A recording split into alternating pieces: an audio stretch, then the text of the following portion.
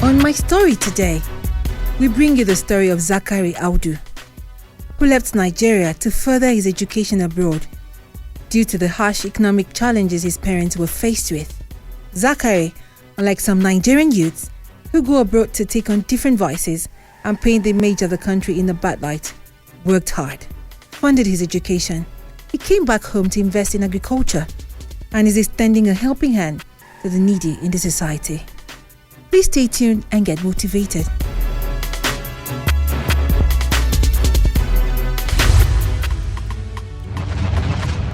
As early as 11, I could go to the market, shop, come home.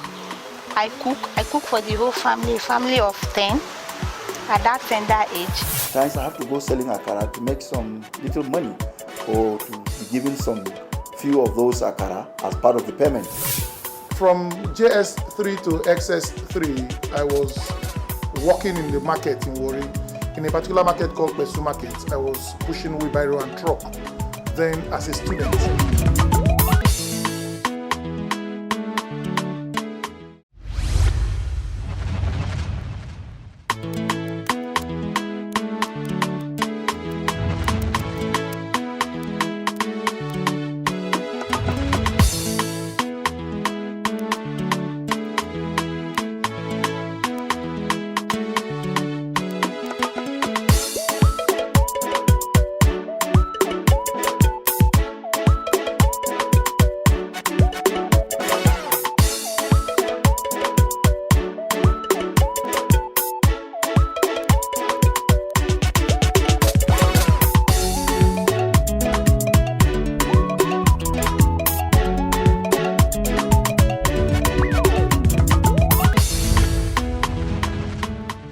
My name is Zachary Audu. Okay, growing up as a child was not really easy for me.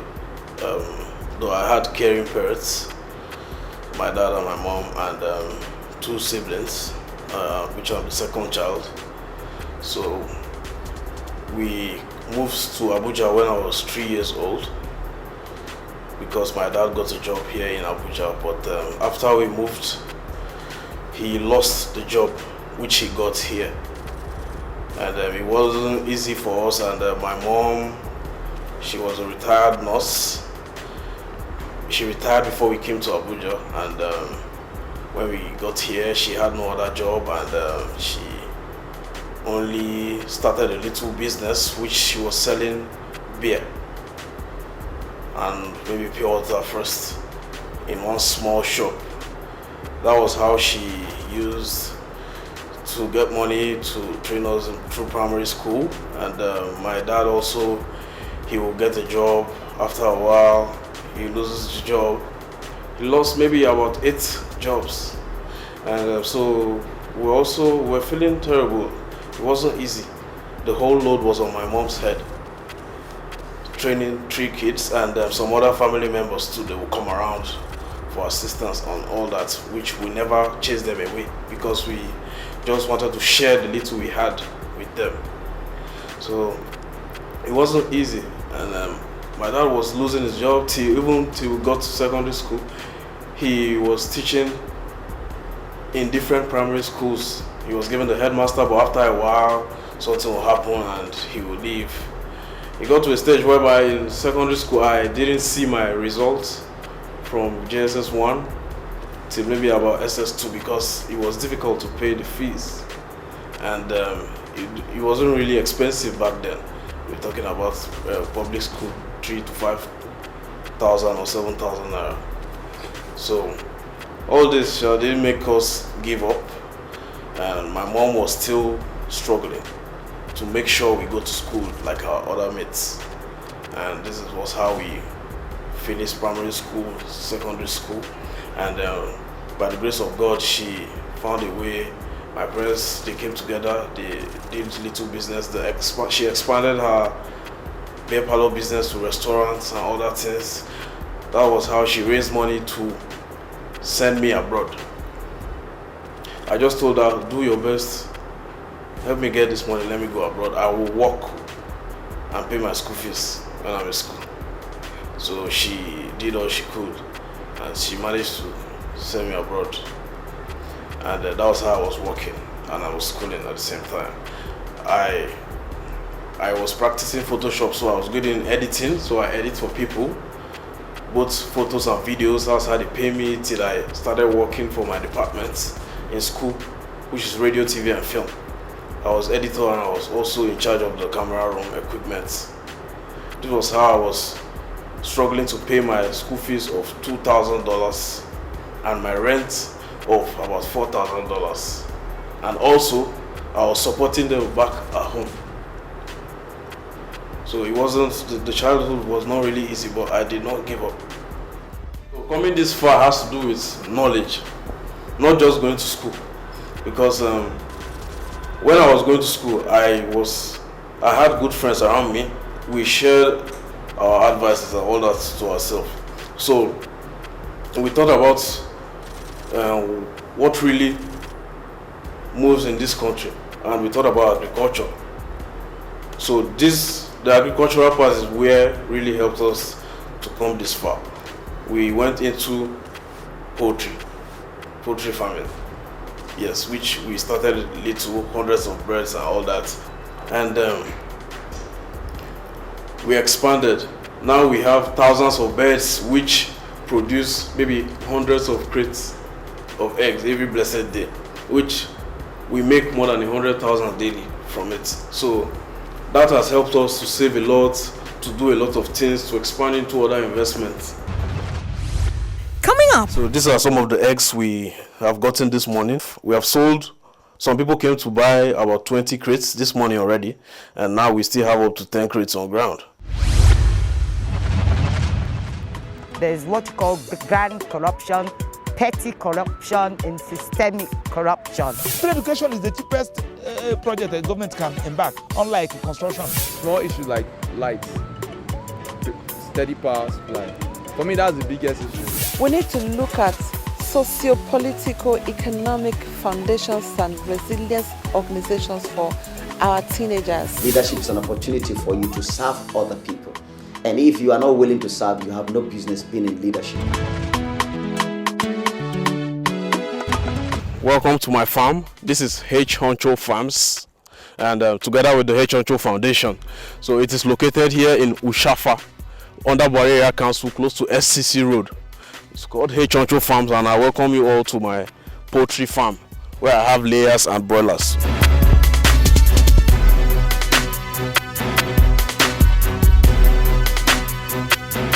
And in here we have up to 600 layers, and also here we have up to 700 layers, and up to 600 by the other side. And we have new sets of broilers there too that we're about to start brooding. I started very small without any experience, which I gathered few birds without any knowledge, because I thought it was going to be easy just to raise them with feeds, but it was not the right thing. I started with about 500, which out of the 500 I lost up to 300 because I had no experience, and there was nobody to show me around. But the remaining 200 I had to look for someone with experience, which I called a friend of mine who has been in the business for a while, and he showed me how to go about it, that there are vaccinations that need to be administered to these chickens, and you can't just leave the chickens like that, else they will not produce well. So he brought out the vaccination list, came with his doctor, and they showed me, they injected the chicken from the very first day. You start giving them vaccinations and all that till they get to 18 weeks when they'll start laying. The first stage was successful with the 200, and I started making few crates of egg daily, and that was how I saved up the money from that little one to expand onto this level. And now we have up to 2,000 birds here. They eat up to 7 bags of their feed daily, and they also produce the money that we use to get these feeds, and we produce up to 55 to 60 crates of egg daily. But I have a foundation called Huncho Foundation, and we have been running since last year now, but we finally got registered early this year, and because I have the heart of giving, so I decided to start up a foundation, because when I see people that are in need it really hurts my heart when I come to Nigeria and I see the rate of unemployed people and people suffering from no money to feed themselves.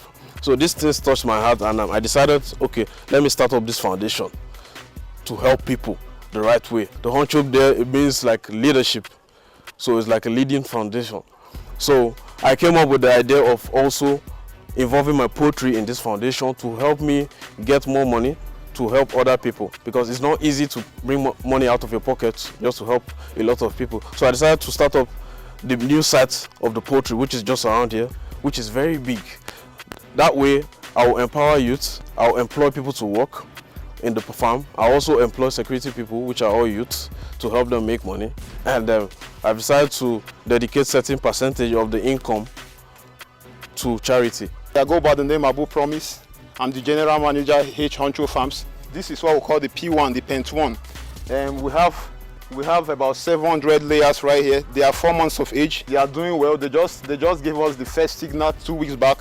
They've shown us the first signal. When I mean the first signal, the first egg. The first egg they just started laying. It's a good sign, meaning it's a good sign. The first signal, they just started laying. There are 700 pieces right here. And this is what we call the Pen 2. In the Pen 2, we have 600 layers. These layers are 5 months of age.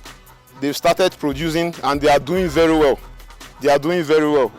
We brought them in from dayhood. Now they are 5 months of age. They are presently producing. This is the P3, the Pen 3.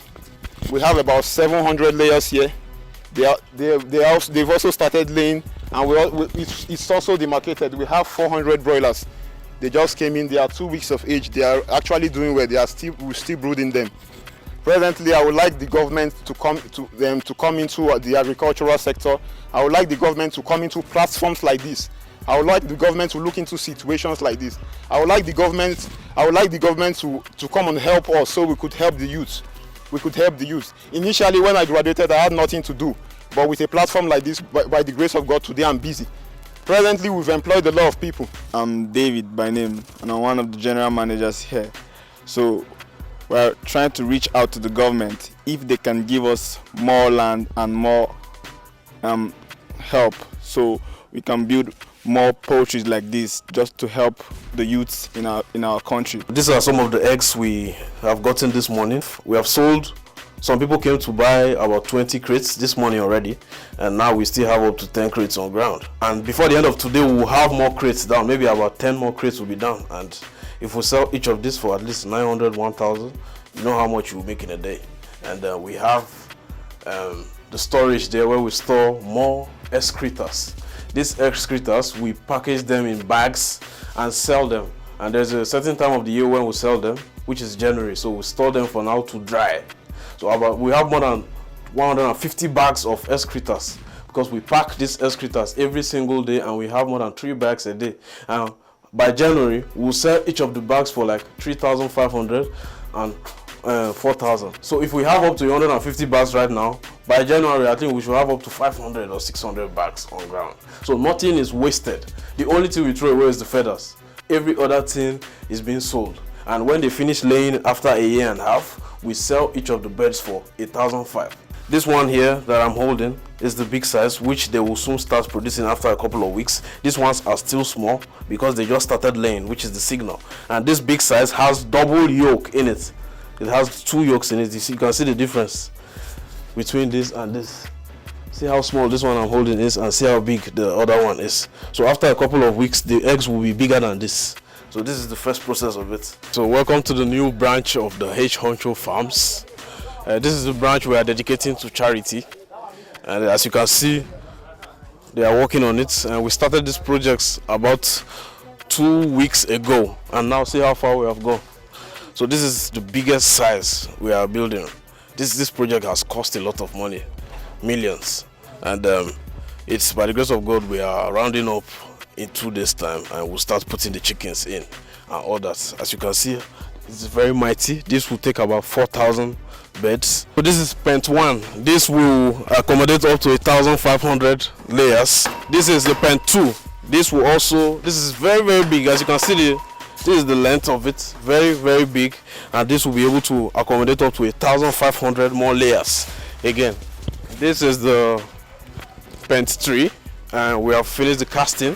Those will be able to take up to maybe 800 to 1,000 beds. I'm originally from Benue State, and as you know, my state is the food basket of the nation, where we have a lot of farmers and we produce a lot of food from my state.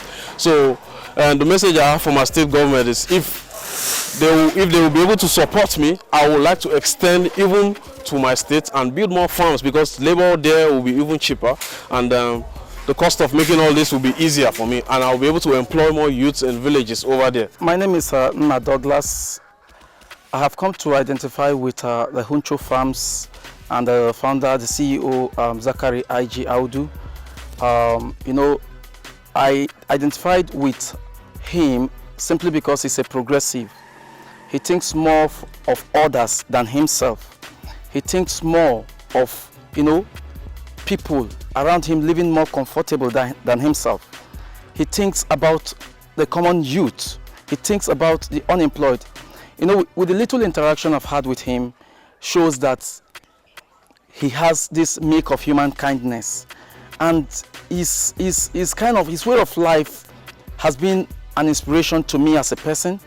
And I'd like the authorities, concerned authorities, to look into this issue, because using platforms like this will bring about, you know, helping the government too, to reduce the rate of unemployment, to help the orphans, to help those that don't have anything, resources to go to school with, to help those in hospitals that couldn't pay their bills, to help a lot of people that are referred to as underprivileged in our society. If the government can just give it a little push. Remember, a young man like this with such a vision needs support. This is Nigeria, we need to build it together. So I'm calling on the government, and not just government, and also concerned authorities, the private sector, to help H-Huncho farms, because we need to expand. We need to put smiles on the faces of Nigerians. My name is Promise Omada, and I work at H-Huncho Farms as a sales manager. And I'm here to appeal to the government to come out and help us in H-Huncho farms, so we can get more farms in different locations, so we can provide employment for the unemployed people.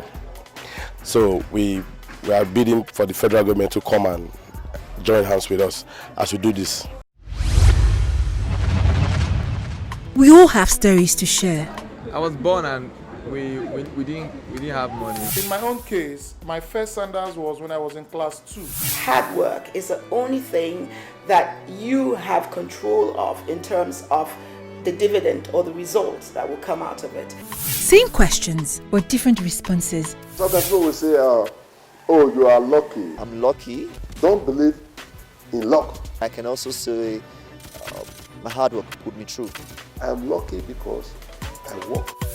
Listen to true life stories with experiences that will inspire you on My Story every Thursday at 9:30 a.m. on AIT Abuja. For sponsorship or advert placement, contact the producer on 0806 004 2843. I wouldn't just say I'm just lucky, because I'm a hardworking person, and every hardworking man will tell themselves that they will definitely make it in future. When you're lucky is just when something, maybe wealth just falls on you suddenly or by accident. But I've worked hard for everything, so I would not just say I'm a lucky person. But at the same time, in the sight of God, I'm still lucky to have come this far. I do not think difficult childhood can prevent anyone from being successful, because first things first, as a child or as a youth, if your parents do not have anything for you and you just feel like, okay, my parents are not rich, or maybe you get intimidated by other people, other rich kids you see around.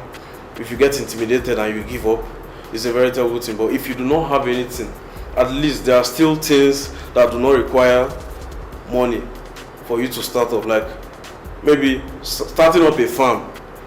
At least, even if you're poor, you should have, maybe look for someone that can give you 10,000, 5,000, even if you want to start with just 10 chicken.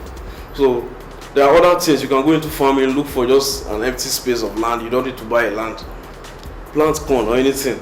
There are other things, very little things you can do. But maybe a lot of Nigerian people, they don't look into the agricultural part. So I do not think coming out from a poor background can hinder you from getting rich tomorrow. Because I myself, I am a good example of that. If I had the opportunity to relive my childhood, I will not do anything differently because my childhood has brought me this far. The experiences that I've had and the things that I've seen have really brought me this far. And I didn't get into any serious trouble when I was a child, or maybe a police case or robbery or anything. So my childhood has helped me to get this far. That's the reason why